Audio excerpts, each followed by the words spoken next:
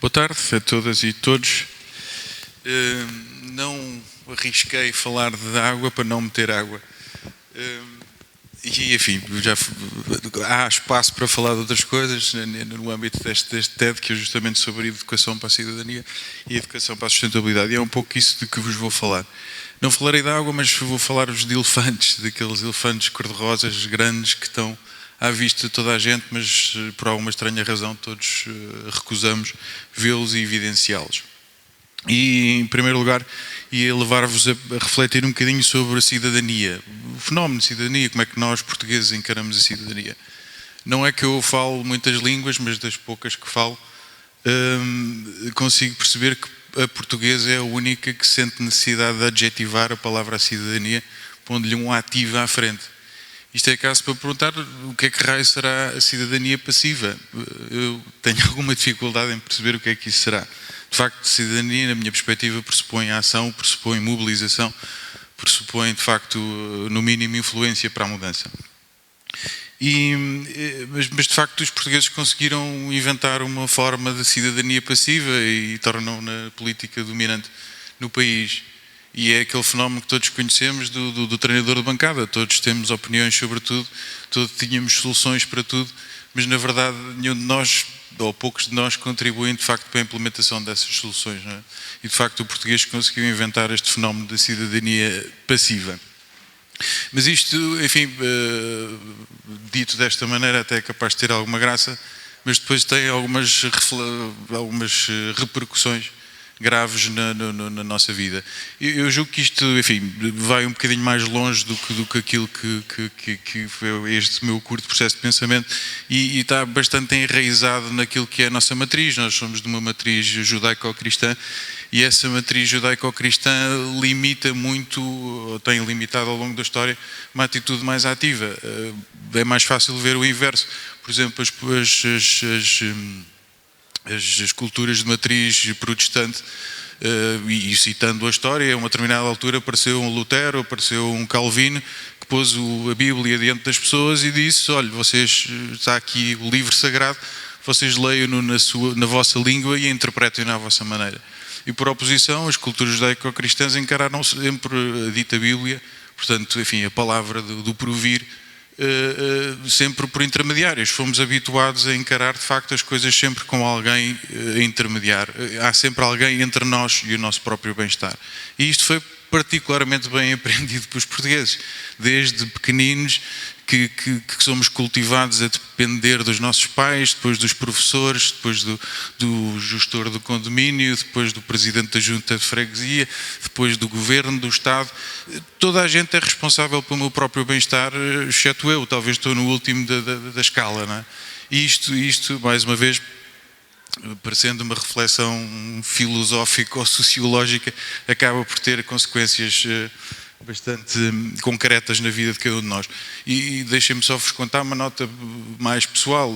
A minha avó, que não era portuguesa, mas viveu toda a vida em Portugal, veio para cá com 5 anos de idade, dizia, e é das pessoas mais sábias que eu tive o privilégio de conhecer, dizia que havia três frases tipicamente portuguesas que caracterizavam os portugueses, que era o quero lá saber, o problema não é meu e o logo se vê.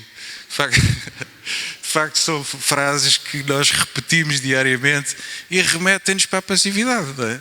O problema não é meu, os outros que resolvam, quero lá saber, ninguém resolva, e logo se vê, há de aparecer uma solução, não sei de onde. E de facto é mesmo assim, é esta atitude com que nós encaramos as questões. E pronto, ainda há pouco tempo eu trabalho em Queijas, uma pequena terra, e estava a fumar um cigarrinho à porta do escritório num dia de chuva, e ia passar um senhor e tal, que junta uma valeta cheia de paus e pedras e lixo que foi arrastado ali para a chuva. E estava ele diligentemente a afastar as coisas com o pé, para que a água pudesse escorrer e tal. E veio um outro que sai da casa em frente, que o conhecia, e disse: não, mas o que é que estás a fazer? Pá, deixa lá isso, que isso é para os gajos da Câmara, eles é que têm que resolver isso. E o homem continuou, ignorou o amigo, e curiosamente vem um terceiro que diz exatamente a mesma coisa: oh Antunes, pá, deixa lá isso, que é para os gajos da Câmara. De facto, nós não assumimos definitivamente a responsabilidade sobre o nosso próprio bem-estar. Isto de facto é quando isto é institucionalizado, e é verdade, isto é a cultura, é a matriz, o Hegel chamava o Volksgeist, não é? O espírito do povo, mas quando isto é de facto institucionalizado, quando isto passa a ser a cultura dominante de um povo e é impresso como o espírito também das instituições, a coisa torna-se grave. Há dezenas de exemplos, eu lembrei-me de uma, enfim, um bocadinho brejeira, mas faz parte da minha vida e gostava de vos contar que foi a minha experiência de inspeção da tropa. Eu ainda sou do tempo em que a tropa era obrigatória e de facto fui à inspeção da tropa e pronto, 2 dias infernais de testes psicotécnicos e testes físicos e entre uns e outros éramos postos lá num pátio à espera das coisas e portanto uns sentados, outros em pé, uns a fumar, enfim, todos mais ou menos à vontade. E a determinada altura aparece lá um militar qualquer de carreira e diz: vocês onde é que pensam que estão e tal, isto é uma instituição militar, aqui todos fazem tudo, portanto todos de pé, lá, tudo meio contrariados, lá nos pusemos de pé e às tantas há um que levanta a mão e diz: olha, eu quero ir cagar, temos que ir todos. É curioso de facto, mas lá está, a falta da consciência coletiva dominante nas instituições, diluindo a individual. E de facto é um pouco este o nosso processo, o próprio processo de evolução de conhecimento, leva-nos muito a diluir-nos numa consciência coletiva antes de termos uma consciência individual formada. E muitas vezes não conseguimos ou não queremos formar essa consciência individual. Sentimos-nos confortáveis, diluídos na consciência coletiva, portanto não sentimos de facto necessidade de criar a nossa própria consciência. E pronto, e de facto isto leva-nos de facto para outros problemas. E agora entro aqui um bocado na parte da sustentabilidade. Este senhor, já um bocadinho antigo, acho que foi quem melhor nos falou daquilo que é a forma como hoje em dia se encara a sustentabilidade. Este senhor é o Esopo, e o Esopo foi o senhor que inventou isto, a galinha dos ovos de ouro. Deixem-me só muito rapidamente recordar-vos a fábula.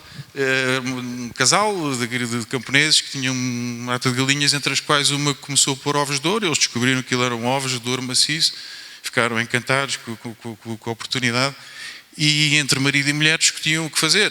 Ela defendia de facto que enfim, deveriam alimentar a galinha, criar o mais bem-estar possível para a galinha, para que a galinha durasse muitos anos e pusesse muitos ovos, e eles enriqueceriam com isso. E o homem, um bocado mais ganancioso, resolveu: não, vamos já esventrar a galinha e tirar os ovos que ela lá tenha dentro e vendemos já tudo, fazemos já imediatamente a fortuna. E assim foi, enfim, na hegemonia masculina venceu e de facto a galinha não ficou para contar a história e enfim, não havia ovos lá dentro, portanto ficaram apenas com os ovos que já tinham sido postos. Isto provavelmente faz-vos lembrar alguma coisa, não é? Basta ver o telejornal para ver várias histórias de galinha de ovos de ouro nos nossos dias. E de facto é um pouco assim que temos encarado o designado desenvolvimento sustentável. Enfim, já foi dito hoje que está longe de ser um conceito recente. Nos termos modernos em que o utilizamos, foi de facto definido pelo tal relatório do Brundtland em 1987, depois foi universalizado na Cimeira do Rio, na Cimeira da Terra em 1992 e foi agora reafirmada, sem acrescentar praticamente nada, na Cimeira Rio +20. Mas, portanto, pelo menos em termos modernos já existe desde 1987 e o que é que se tem feito relativamente a isso? Praticamente nada. A verdade é isso, temos continuado a esventrar a galinha porque temos sempre feito prevalecer uma das 3 dimensões do desenvolvimento económico, do desenvolvimento sustentável. As 3 dimensões é de facto a economia, a sociedade e o ambiente. E tem prevalecido sempre a dimensão económica. E é curioso ver isso, e apesar dos avanços e apesar do relativo consenso que foi conseguido agora na Cimeira Rio +20, de verificar que depois no âmbito das políticas nacionais e das políticas europeias continua só a fazer a mesma opção. Ainda há bem pouco tempo, por exemplo, houve a oportunidade de dar um passo atrás nisto, que foi regular a especulação dos mercados financeiros sobre as commodities, do que o João falou há pouco, e que é tão simplesmente a principal causa da fome no mundo. A chamada volatilidade dos preços dos alimentos, entre os quais estão alimentos tão básicos quanto os cereais, são jogados numa lógica de casino, sem qualquer tipo de regra e, portanto, fazendo os preços mudarem face àquilo que é a sua realidade de forma totalmente insustentável, incomportável por quem precisa de comprar esses alimentos. E, de facto, lá está, esquecendo as pessoas que têm fome, esquecendo o impacto que isso tenha no ambiente, e é, de facto, mais uma vez, o critério económico que prevalece em detrimento de tudo o resto. De facto, não aconteceria isto se as tais três dimensões tivessem o mesmo peso. Na verdade, a dimensão social é considerada, mas também não deve ser considerada sem considerar todas as outras. Elas têm que ser consideradas de forma integrada e com o mesmo empenho. Precisamos da economia, precisamos mesmo. Eu não sou economista, sou de direito e, portanto, tenho pouca sensibilidade para a economia, de uma maneira elegante dizer que não percebo nada. Mas, de facto, lembro-me, tinha um professor que chamava-se Hermes dos Santos, tinha um nome meio mítico, meio eclesiástico, e, enfim, já não está entre nós, mas era uma pessoa bastante sábia. Então, para nós burros de direito, contava uma história que nos permitiu perceber a gênese e a lógica da economia. Então, ele dizia, aproveitando a história de Robinson Crusoe, dizia, na ilha estava o Robinson que só apanhava peixe, só sabia apanhar peixe. Havia lá umas árvores com cocos, mas ele não conseguia subir às árvores, de maneira que só comia peixe. Em uma determinada altura apareceu-lhe o sexta-feira, que era ao contrário, não sabia pescar, mas era grande atleta e, portanto, subia muito facilmente às árvores. Um farto de comer peixe, outro farto de comer coco, perceberam que ali podia haver um câmbio, uma troca, e aí nasceu a economia. Porquê é que eu vos estou a contar esta história, que depois evoluía até às mais complexas multinacionais? Mas porquê é que vos estou a contar isto? É porque, de facto, daqui resulta que a economia é resultado das relações das pessoas e não o contrário. A economia está para as pessoas e não são as pessoas que estão para a economia. Justamente, quer dizer, são as pessoas que fazem a economia e não é a economia que faz as pessoas. Mas a verdade, no mundo que nos rodeia e o nosso mundo contemporâneo, verificamos exatamente ao contrário. De uma forma bastante particular e bastante eloquente aqui em Portugal. A dimensão social do desenvolvimento sustentável é facilmente posta em causa, e vejam com facilidade como está a ser posta em causa, quando outros interesses económicos e financeiros se impõem. E, de facto, tudo o que são direitos económicos, sociais e culturais, tudo o que são, alguns dos quais o João há pouco referiu, são facilmente penhoráveis a favor de interesses outros.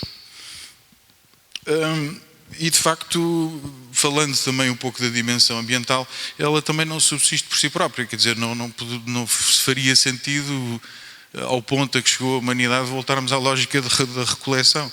Portanto, a barbárie estará, considerando a dimensão ambiental, a barbárie estará nos dois extremos, ou na superexploração dos recursos, como estamos hoje em dia, ou de facto no da básica recoleção. Não é? E é tão absurdo se nós pensarmos naquilo que está a ser feito ao planeta.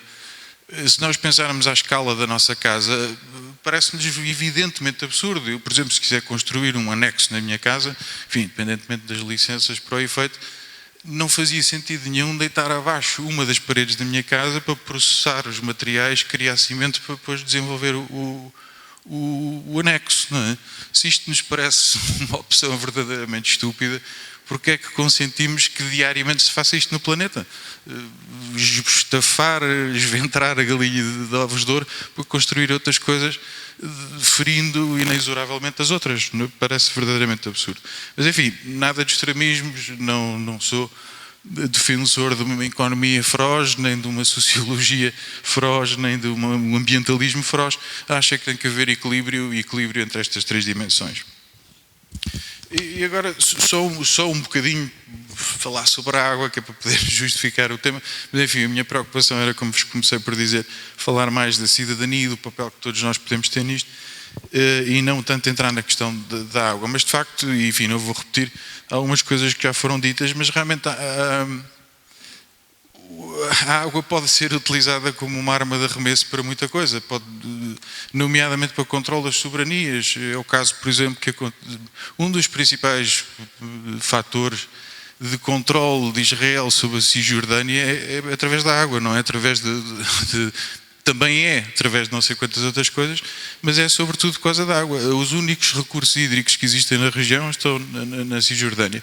Israel domina a região, extrai a água, leva-a novamente para Israel, engarrafa e vende-a a conta-gotas para a Cisjordânia, não permitindo simultaneamente eles construírem, enfim, meios de captação da água da chuva e não sei quantas outras. Portanto, cá está, o dominar o acesso, os recursos, a utilização da água é suficiente para dominar um povo. E por isso antipatizo um pouco com a ideia da privatização da água. E privatização da água não no contexto ortodoxo, como dizia há pouco o João, mas justamente na forma como o João disse há pouco. Privatização não é... Opor-nos à privatização não significa não envolver qualquer tipo de capital privado na exploração e na venda de água. E nós, como indivíduos, o que é que temos a ver com tudo isto? Podemos ter algumas coisas, e deixem-me só dar-vos aqui uns números, acompanhando alguns que já foram ditos, mas são precisos 155 litros de água para fazer 1 litro de cerveja. Não é? E há malta aí que bebe 1 litro de cerveja sexta-feira à noite. São necessários 1.600 litros de água para produzir 1 kg de arroz. São precisos 43 mil litros de água para produzir 1 kg de carne bovina, portanto é a fração dos 200 kg que o João falou há pouco. São precisos 10 mil litros de água para fabricar umas calças de ganga. São precisos, em média, 60 mil litros de água para produzir um carro.